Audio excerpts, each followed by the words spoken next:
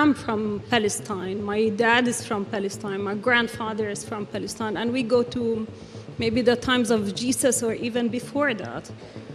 So what I left in Palestine when I came here, I left my everything behind. This is Dr. Zeina Jallad, director of the Palestine Land Studies Center.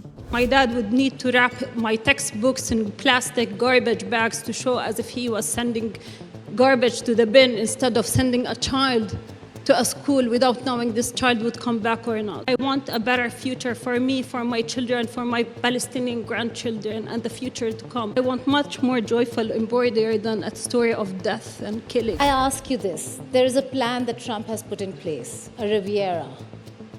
What does it really mean? As somebody, as an expert who knows what Gaza means to the West. I find this very troubling. Today, what we're seeing, Trump is giving another promise in 2025, Balfour Declaration revisited by someone who has no word to say on a place that he has nothing to do with people that he shares nothing with, as if me saying, you know what, Gita, I don't like your house. I think if Alexandra lives in your house, it would be a much nicer place. Gaza, kids are freezing to death.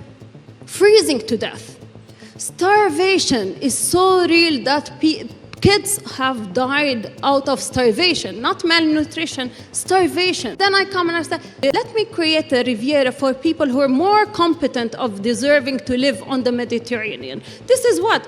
This is at the heart of it, an inciting for a genocide. This is a crime of forced displacement of the Palestinian people. That comes from someone who has nothing to do with that place. Is there a realization that maybe what Hamas did really ensured, in many ways than one, not enabled, ensured that Palestine has no bargaining chip at the negotiating table, not with the US, not with the West? Hamas is a political party.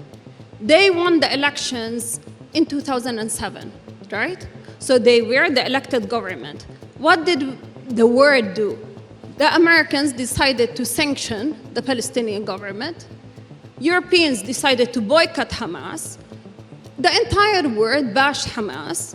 And then what happened? Israel imposed a blockade on Gaza, sea, land, and air. And do you know what does it mean to live in a blockade? No import, no export, no humanitarian aid, no access to the sea, no access via land, and they were not even allowed to fish in their own sea. In the end, she raised a simple solution to the plight of Palestinians. The solution for Palestine is simple. Say no to death. Say no to death. Ladies and gentlemen, Dr. Zeina Jallad.